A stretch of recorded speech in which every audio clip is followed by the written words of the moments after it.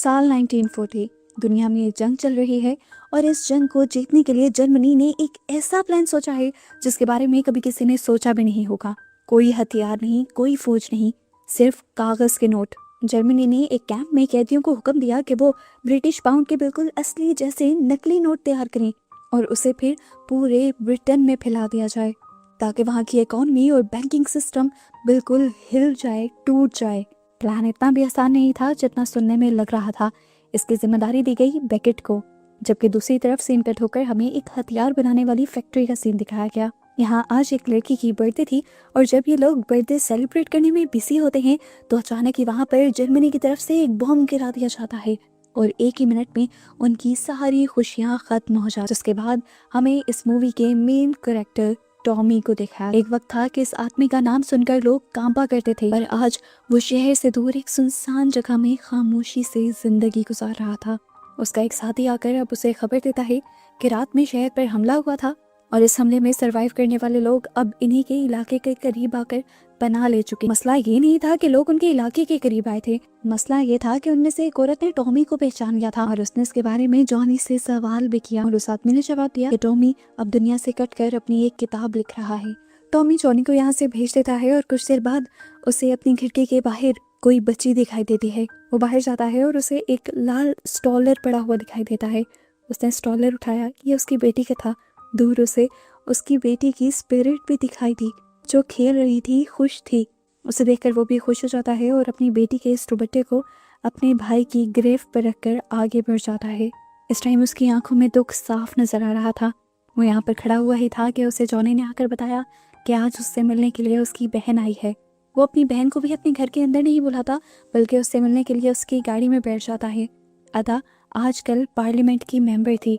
वो तो अच्छाई के लिए काम करती थी, लेकिन टॉमी हमेशा से बुराई के लिए जाना माना जाता था। वो उससे पूछती है, आखिरी मर्तबा कब इस दुनिया को निकल कर देखा था? पता भी है तुम्हें तुम्हारा बेटा आजकल कर क्या रहा है? बर्मिंघम में पीकी ब्लाइंडर्स चला रहा है, तुम्हारा बनाया हुआ एक गैंगस्टर ग्रुप, और इस तरह चला रहा है जैसे वक्त रुक गया हो, तुमसे भी ज्यादा जुनून से, ज्यादा खतरनाक तरीके से, और इस तरह उसकी जान को खतरा है। अगर तुम्हें उसकी जान बचानी है तो तुम्हें वापस आना होगा, अपने बेटे से बात करनी होगी, वरना उसे फांसी चढ़ा दिया जाएगा या फिर लोग खुद उसे खत्म कर देंगे। थोड़ी देर खामोश रहने के बाद टॉमी जवाब देता है, नहीं, मैं नहीं जाऊंगा। आर्थर के मर जाने के बाद मुझे इस जिंदगी में कुछ नजर नहीं आता। उसकी बातों से साफ लग रहा था कि वो टूट चुका है। यहाँ दोबारा हमें उसी फैक्ट्री को दिखाया जाता है जहाँ पर वेपन्स बन रहे थे और जहाँ पर धमाका हुआ था। अचानक वहाँ पर पीकी ब्लाइंडर्स की एक वैन आकर रुकती है जिसमें से उनका लीडर ड्यूक निकलता है जो कि टॉमी का ही बेटा है। उसके आते ही यहाँ पर पुलिस भी अपना काम करना छोड़ देती है और ड्यूक के सारे लोग मिलकर गवर्नमेंट का सारा सामान उठाकर अपनी गाड़ियों में भरने लगे। यहाँ पर एक आदमी हिम्मत करते हुए ड्यूक को कहता है, तुम ये सामान नहीं ले जा सकते, ये सामान गवर्नमेंट की मिल्कियत है जो गवर्नमेंट जंग में इस्तेमाल करेगी। लेकिन ड्यूक का साथी उन्हें आकर धमकाता है कि किसी ने भी अगर हमारे रास्ते में आने की कोशिश की तो उसका नतीजा वो नहीं बल्कि उसकी फैमिली भुगतेगी। लेकिन इस सब के बावजूद भी एक बंदा जब उसके सामने आता है तो ड्यूक उसे मार डालता है और ये लोग फिर सामान भर कर ले जाते हैं और कोई उन्हें रोक नहीं पाता। जब तक अदा वहाँ पर पहुँचते हैं तब तक तो खेल खत्म हो चुका था और वहाँ पर खड़े हुए सभी लोग अदा को ही बुरा भला कहने लगे थे और साथ में वो ये भी कहते हैं, अब क्या तुम हमारा तमाशा देखने आई हो?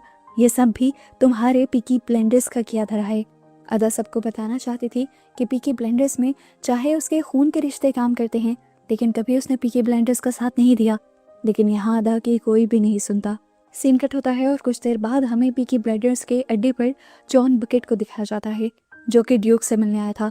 वो चमचमाते हुए $5 के नोट उसके टेबल पर रखता है और कहता है, 350 मिलियन पाउंड और है मेरे पास। बस करना यह है कि क्रिमिनल नेटवर्क के जरिए ये पैसे ब्रिटिश इकोनॉमी तक भिजवाएं और उसके बदले तुम्हारा हिस्सा होगा 70 मिलियन, यानी इस पूरी अमाउंट का 20%। वो कहता है, ये डील तो वैसे मैं टॉमी से करने आया था, लेकिन अब तुम सामने बैठे हो। उसकी ये बात सुनना था कि ड्यूक को गुस्सा आ गया।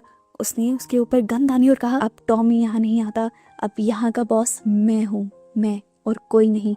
जो फैसला करना होगा वो मैं ही करूँगा। अपने आप को बॉस ना कहने के गुस्से में वो बिना सोचे समझे इस डील को कबूल भी कर लेता है, एक चैलेंज के तौर पर। सीन कट होता है और हमें टॉमी के घर को दिखाया जाता है। यहाँ पर कुछ अजीबोगरीब चीजें हो रही थी, जैसे उसके घर के दरवाजे, खिड़कियां खुले हुए थे जिसे वो हमेशा बंद करके रखता था। वो नोटिस करता है कि उसके घर में एक औरत घुस आई थी जो उसी की किताबें पढ़ रही थी।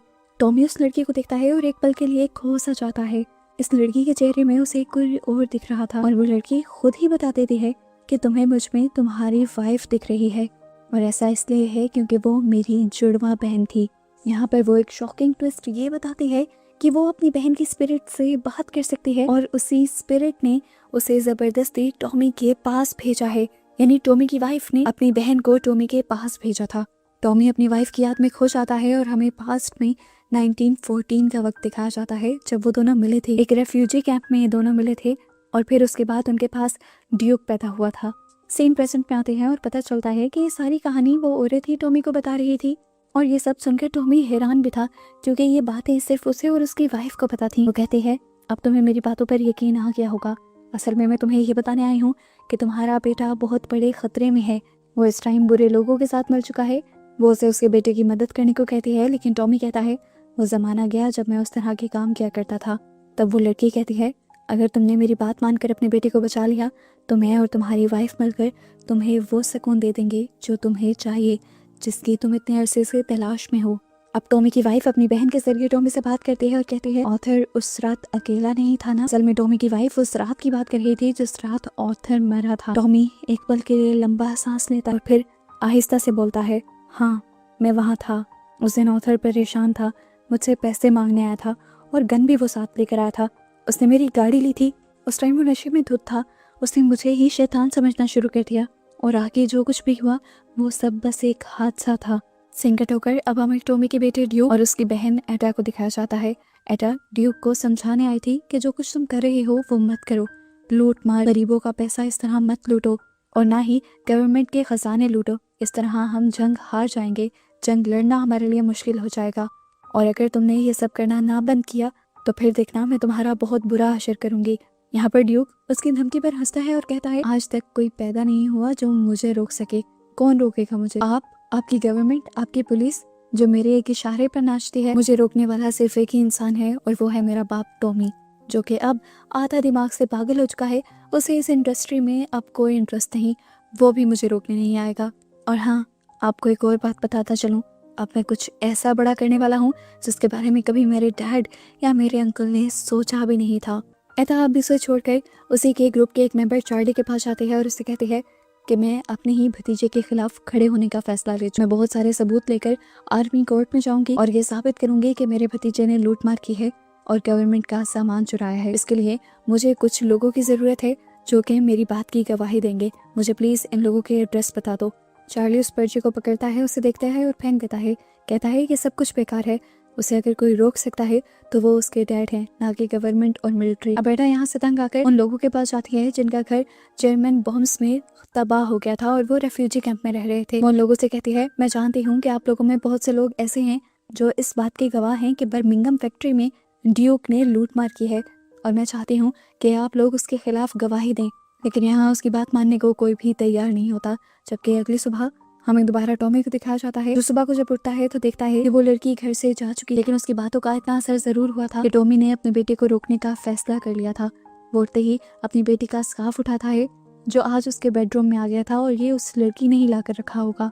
वो स्कार्फ को जाकर अपने भाई की ग्रेव पर रखता है और तैयार हो जाता है। वो जब अपनी कार निकाल रहा होता है तो यहाँ पर जॉनी उसे आगे जाने से मना करता है क्योंकि टॉमी के लिए पूरे शहर में बहुत ज्यादा खतरा था, लेकिन टॉमी को किसी भी चीज की परवाह नहीं थी। यहाँ दूसरी तरफ हम दोबारा ड्यूक को देखते हैं जिससे वही आदमी मिलने के लिए आता है जिसने उसे नकली पैसे बैंकों में फैलाने का ऑर्डर दिया था। वो उसे बताता है कि तुम्हारी आंटी ही तुम्हारे खिलाफ जाल बिछा रही है और तुम्हें जेल भेजना चाहती है। अगर इस तरह हुआ तो मेरा भी काम पूरा नहीं होगा। तुम इस सब चीजों को कैसे संभालोगे? मुझे अब टेंशन। तुम्हें अपना हिस्सा यानी 7 करोड़ चाहिए भी या नहीं? ये बातें सुनकर ड्यूक को जैसे जोश आ गया था। वो भी अब निकल पड़ता है एडा को मारने के लिए। हमें दिखाया जाता है कि एडा अदालत में सबूत पेश करने जा रही थी। वो उसका पीछा करता है और फोन बूथ में छुपकर उसके ऊपर गोली चलाने की कोशिश करता है, लेकिन उसका निशाना चूक जाता है। ऐसा नहीं था कि उसका निशाना कच्चा था, बल्कि निशाना उसने जानबूझकर छोड़ा था क्योंकि वो अपनी आंटी को नहीं मार सकता था। बहुत कुछ सोचते हुए अब वो दोबारा अपनी आंटी का पीछा करने लग जाता है और अचानक दोबारा से गोली चलने की आवाज आती है और एडा नीचे गिर जाती है। पता चलता है कि गोली जॉन ने चलाई थी, उसे मनी लॉन्ड्रर। ड्यूक तो बस गन वाला हाथ ऊपर कर एडा को बताना चाह रहा था कि उसके ऊपर गोली जिसका मुंह गई। टॉमी जो कि अपने बेटे से मिलने के लिए आ रहा था, वो अभी रास्ते में ही था कि उसे दरमियान में अपनी बहन खड़ी हुई दिखाई देती है। वो जानता था कि ये उसकी बहन की स्पिरिट है और ऐसे वो समझ गया कि उसकी बहन भी मारी जा चुकी है। असल में टॉमी के पास साइड आई थी, जिसकी वजह से वो मरे हुए लोगों को भी देख पाता था। अपनी बहन को मरा हुआ देखकर वो भी टूट जाता है। बिना वक्त ज़ाया किए अब टॉमी अपने बेटे को ढूंढने के लिए एक जगह पर आ जाता है। ये वही जगह थी जहाँ पर उसके बेटे और उसके लोग काम किया करते थे, पर यहाँ पर जब उसे उसका बेटा नहीं मिलता तो वो एक बहार में जाता है। वहाँ जाकर वो सब लोगों से ड्यूक के बारे में पूछता है, पर कोई उसकी बात पर ज्यादा ध्यान नहीं देता, तो वो यहाँ का म्यूजिक बंद कर देता है और अब सबसे पूछता है, बताओ ड्यूक कहाँ है। उसे देखकर काफी सारे लोग तो कांपने लग जाते हैं, क्योंकि वो पहले से ही टॉमी के बारे में जानते थे, पर एक लड़का वो नहीं जानता था टॉमी को। वो अपनी जवानी दिखाते हुए टॉमी के सामने आ जाता है और कहता है, म्यूजिक दोबारा प्ले करो, और ये जो अभी तुमने म्यूजिक बंद किया है ना, इसकी वजह से अब तुम्हें सजा के तौर पर मेरे साथ डांस करना पड़ेगा। उसकी ये बात का सुनना था कि सारे लोग जो टॉमी को जानते थे वो और भी अपनी जान बचाने के लिए छुपने लग जाते हैं, और वो लड़का उल्टा टॉमी के ऊपर ही गन तान देता है। टॉमी अब अपनी पॉकेट में से एक ग्रेनेड निकालता है और उसकी पिन निकालते हुए उस लड़के की पॉकेट में डाल देता है। ये देखकर तो लड़के के भी तोते उड़ जाते हैं और वो पैनिक होकर होटल से बाहर भाग जाता है। अपने अंदर से वो बॉम्ब निकाल नहीं पाता और 3 से 4 सेकंड बाद वो बॉम्ब ब्लास्ट हो जाता है और वो आदमी मारा जाता है। खैर यहाँ से अब उसे ड्यूक का पता चल जाता है और वो ड्यूक तक पहुँचता है। ड्यूक के पास जाते ही उसने उसे मारना शुरू कर दिया था, क्योंकि ड्यूक ने सारी हदें पार कर दी थी। टॉमी को लग रहा था कि अदा को ड्यूक ने मारा, पर यहाँ ड्यूक उसे कहता है, मैंने उन्हें नहीं मारा, मैं तो उन्हें बचाना चाह रहा था, हाँ, लेकिन बाकी जो काम किए हैं वो मैंने किए हैं। टॉमी उन सारी चीज़ों के लिए उसे दोबारा मारता है और कहता है कि तुम्हें वो सब नहीं करना चाहिए था। तो उसका बेटा कहता है, फिर मुझे करना क्या चाहिए था? आपने मुझे सिखाया ही क्या है? यही सब तो सिखाया है जो मैंने किया है। आपने मुझे ये विरासत में दिया है, मैं ये भी ना करूं? टॉमी उसे और मारता है और पूछता है, बताओ एदा का कातिल कौन है? वो बता देता है कि वो एक जर्मन आदमी है जिसने मुझे एक काम भी दिया था। वो उसे सारी प्लान की डिटेल्स बता देता है और उसके बाद टॉमी यहाँ से निकल जाता है हॉस्पिटल के लिए। वो जानता था कि इस टाइम उसकी बहन की लाश हॉस्पिटल में हो और वो आखिरी बार अपनी बहन से मिलना चाहता था, उसे देखना चाहता था। इस टाइम जॉनी भी उसके साथ हॉस्पिटल में आया था। वो जॉनी से अपनी गन वापस ले लेता है जो पहले उसने जॉनी को दी थी, क्योंकि उसे डर था कि कहीं वो ड्यूक को मार न दे अपनी बहन को मारने के गुस्से में। इस टाइम गन देते हुए जॉनी उससे पूछता है, आपको यहाँ गन का क्या करना है? तो वो कहता है कि जिसने भी मेरी बहन को मारा है उसका अगला टारगेट मैं हूँ, और वो इंसान ये भी बहुत अच्छी तरह जानता है कि मैं अपनी बहन को देखने यहाँ जरूर आऊँगा, इसलिए वो भी यहाँ आएगा, और जब वो यहाँ आएगा तब मैं उससे मार दूंगा। अब वो एडा के पास जाता है और उसे देखकर अपने ऊपर काबू पाने की कोशिश करता है। वो इस टाइम बहुत ज़्यादा इमोशनल हो रहा था। आज पहली मर्तबा वो एडा के सामने अपना सबसे बड़ा गुनाह कन्फेस करता है, जिसकी वजह से उसने दुनिया को छोड़ दिया था। और वो गुनाह ये था कि उसने अपने ही भाई आर्थर का मर्डर किया था। उस वक्त जब आर्थर उसके पास आया था मदद लेने के लिए, वो बेशक नशे में था, लेकिन फिर भी वो टॉमी से ज्यादा ताकतवर था। गैंगस्टर दोनों ही थे, लेकिन हमेशा अथॉरिटी आर्थर की चलती थी, इसलिए टॉमी को ये सब पसंद नहीं था, इसीलिए उसने भाई को अपने मार दिया था। इन सारी बातों को सोचते हुए वो बहुत ही ज्यादा इमोशनल हो गया था। इस सब के दौरान उसे बाहर से किसी के चलने की आवाज आती है और वो समझ जाता है कि ये उसी का दुश्मन जॉन है। वो भी अपनी गन लेकर बाहर आ जाता है और दोनों एक दूसरे को मारने के लिए एक दूसरे पर शूट करते हैं, लेकिन दोनों ही एक दूसरे की गोलियों से बच जाते हैं और कवर ले लेते हैं। जॉन टॉमी से कहता है, देखो मेरे पास बहुत पैसा है, मैं तुम्हें बहुत सारा पैसा दे दूंगा, सबके पास पैसा होगा, सब अयाशी की जिंदगी जिएंगे, मुझे ये लड़ाई और जंग नहीं करनी। पर टॉमी को उसकी किसी बात पे ना तो यकीन था, ना ही उसे कोई बात सुननी थी। टॉमी के लिए वो बस उसकी बहन का कातिल था और टॉमी को उसे मारना था। टॉमी उसे मारने के लिए दोबारा जब उठकर गोली चलाता है तो वो आदमी यहाँ पर घोड़ों के ओट में छुपकर भागने में कामयाब हो जाता है, और इस चीज से टॉमी को गुस्सा आता है, पर वो अपना गुस्सा पीकर एक घोड़ा लेकर यहाँ से निकल जाता है। काफी अरसे बाद वो शहर में निकला था। शहर के लोग उसका इस्तकबाल करने लगे थे जैसे वो कोई सेलिब्रिटी हो। वो अब ड्यूक के अड्डे पर आ गया था, जहाँ हम ड्यूक को उसकी आंटी से बात करते हुए देखते हैं। वो ड्यूक को समझाते हैं, देखो मैंने तुम्हारे डैड को समझाया है, वो तुम्हारी मदद करने के लिए आएंगे और इसके बदले में तुम भी उनकी मदद कर। तुम बादशाह बनना चाहते हो और उसे सुकून चाहिए। वो एक गोली ड्यूक को पकड़ाती है और कहती है, तुम इसके जरिए उसे सुकून दे देना और वो तुम्हें बादशाह बना देगा। ये कहकर वो बाहर निकल ही रही होती है कि बाहर उसे टॉमी मिल जाता है। वो टॉमी से कहती है, मैंने तुम्हारे बेटे को समझा दिया है, तुम्हारे मकसद में वो तुम्हारी मदद करेगा और तुम्हारी बहन के कातिलों को भी पकड़ कर मरवाएगा, लेकिन मुझे उम्मीद है कि तुम भी उसके साथ कोऑपरेट करोगे। अगले सीन में हम ड्यूक और टॉमी को एक साथ बैठे हुए और ड्रिंक करते हुए दिखते हैं, जिसके बाद टॉमी यहाँ से निकल जाता है अपनी बहन के फ्यूनरल के लिए। और दूसरी तरफ ड्यूक जॉन को कॉल करके कहता है, तुम्हारी लोकेशन का मेरे डैड को पता चल गया है, वो तुम्हें मारने के लिए निकल रहे हैं, लेकिन अगर तुम चाहो तो मैं तुम्हें बचा सकता हूँ, और इसके लिए ज़्यादा मेरी डिमांड है ही नहीं, बस जो तुमने कहा था ना 20% उन पैसों का, 7 करोड़ पाउंड, बस वो मुझे दे दो। अपनी जान बचाने के लिए जॉन ये पैसे भी देने के लिए मान जाता है। यहाँ दिखाया जाता है कि टॉमी अपने एक खास आदमी के साथ मिलकर प्लान बनाना शुरू करता है। प्लान तो उस आदमी ने भी बनाया हुआ था, लेकिन जॉनी कहता है हम इस प्लान पर नहीं चलेंगे, तुम्हारे प्लान के अकॉर्डिंग भी हम कुछ बंदे वहाँ पर भेजेंगे, पर मैं वहाँ टनल के रास्ते जाऊँगा और मुझे वहाँ पर कुछ और बंदे भी चाहिए होंगे जो मेरी मदद करेंगे। दूसरी तरफ दोबारा हम ड्यूक को देखते हैं, जो कि अब जॉन से जाकर मिल चुका था। वो जॉन को बताता है कि मेरे डैड के लोग 3 छोटी छोटी बोट्स पर बैठकर तुम्हें मारने के लिए आएंगे, तुम चाहो तो उनसे पहले बाहर निकलकर उन पर हमला करके जीत सकते हो। ड्यूक की कही हुई बात सच होती नजर भी आ रही थी। सामने से सच में 3 बोट्स आ भी रही थी और जॉन अपने लोगों को अब अलर्ट होने के कह देता है, जबकि दूसरी तरफ हमें दिखाया जाता है कि टॉमी तो उन बोट से नहीं आ रहा था, वो तो अपने आदमियों के जरिए एक टनल का दरवाज़ा तोड़ने में कामयाब हो जाता है और टनल के जरिए आगे बढ़ता है। दूसरी तरफ हमें दोबारा बोट्स को दिखाया जाता है। बोट्स जॉन के एरिया के करीब पहुंचते ही उस पे से सारे लोग नीचे उतर जाते हैं, लेकिन टॉमी का सबसे अच्छा साथी स्टेक बोट से नहीं उतरता। हालांकि वो जानता है कि किसी भी वक्त जॉन के लोग गोली चलाएंगे और वो मारा जाएगा, पर फिर भी वो वहीं पर टिका रहता है और कुछ छुप कर करता रहता है। असल में वो एक बॉम्ब जलाने की तैयारी कर रहा था। बॉम्ब को वो उसी बोट में छोड़कर खुद पानी के अंदर जंप कर देता है और जैसे ही बोट इनके एरिया के करीब आती है, यहाँ पर एक बहुत बड़ा धमाका हो जाता है और यहाँ जितने भी लोग जॉन के इकट्ठे हुए थे टॉमी के लोगों को मारने के लिए, वो सब के सब मारे जाते हैं। और ये देखकर जॉन को समझ आ जाता है कि ड्यूक ने उसे धोखा दिया था, डबल क्रॉस किया था।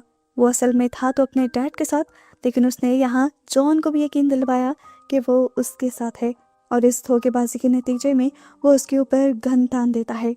इससे पहले कि वो ड्यूक को मार देता, यहाँ पर एक और जबरदस्त किस्म का धमाका होता है और जॉन गिर जाता है। पता चलता है कि ये धमाका किसी और ने नहीं बल्कि टॉमी ने किया था, और अब टॉमी के साथ उसके सारे आदमी यहाँ पर आ चुके थे।